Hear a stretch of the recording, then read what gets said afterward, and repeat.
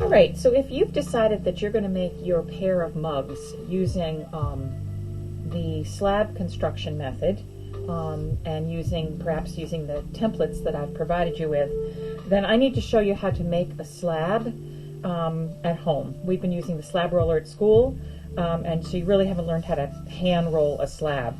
I'm going to show you two different ways, depending upon whether or not you have in your household a rolling pin. My guess is you do, and this is the easiest way to go, but I'm also going to show you how to make a slab without a rolling pin. So you've all got your bags of clay, your 8 pounds. I've been making a number of mugs, so I'm running out, but I still have enough, and I'm going to just use this one piece of clay that's pretty consistent. I've used these pieces before, so they're a little stiffer. This is clay, just like what you received from me, if you've kept your bag nice and closed up. So you can wedge it a little bit, although that's not crucial, because I did take the clay out of those manufactured blocks at school, and there are very few air bubbles in them. They're already sort of pre-debubbled. So you want to get yourself...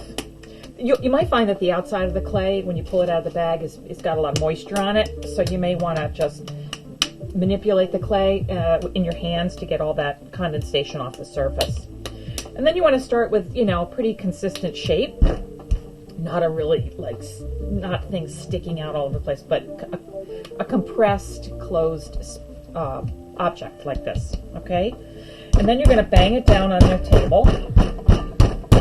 And I turn it over often. And as soon as you get it into sort of a big, thick pancake, you can begin to throw it down on the table. I think I've shown you this before, but this is a review. Now, throwing it down must be thrown at an angle. If you take it and simply throw it straight down like this, it's going to not spread out very much, and it can stick to your table, which this just did. There we go. But throwing it at an angle will stretch the clay out. And you can go in different directions. You want to keep an eye and keep your mind in terms of where you're headed. Like if I'm going to use this, I know what size slab I need and sort of what shape. Now, if you have a rolling pin, once you get it this thick, it's like so. Where's the camera? There we go. You could shift to rolling it. But don't roll it right on the table because it will stick.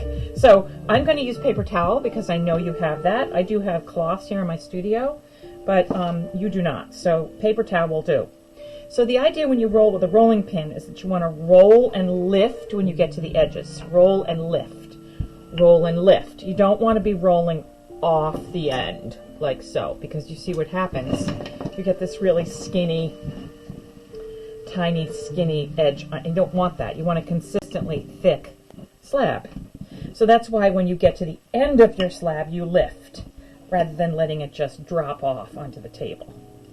Roll and lift, roll and lift, roll and lift, roll and lift, and I'm keeping in mind that I want this to be pretty consistent. I don't want it to be wavy, thick and thin, right? I've discovered I have an air bubble here. I'm going to take a needle tool and poke it in a few places and press. Great.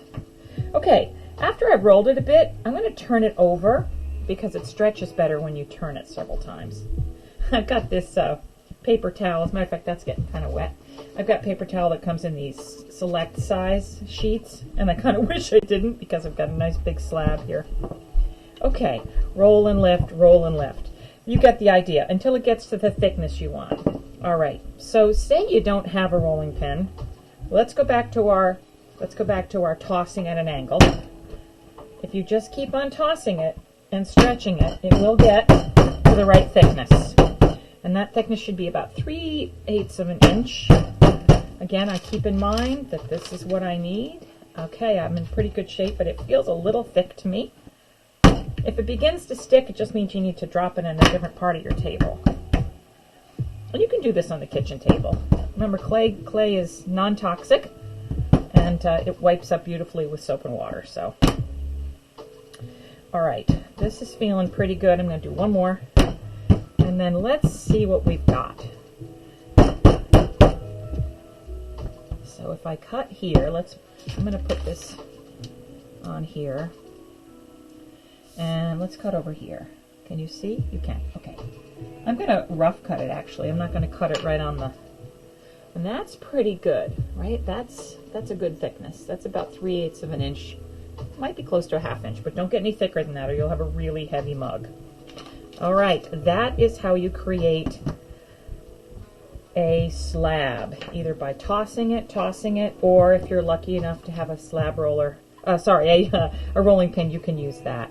Now, I'm going back to that because it's going to get it nice and consistent for me, but I need to be careful that I don't overdo it. I don't have anything under this right now, and it would definitely stick. All right, that's how you get yourself a slab, and then of course you can pick which stencil and which technique you want to use to make your mug. Maybe you'll coil your mug, or maybe you'll pinch your mug, and you don't need the slab construction technique, but I thought you should all get the basis of how to do that so that you can move forward in the direction you choose.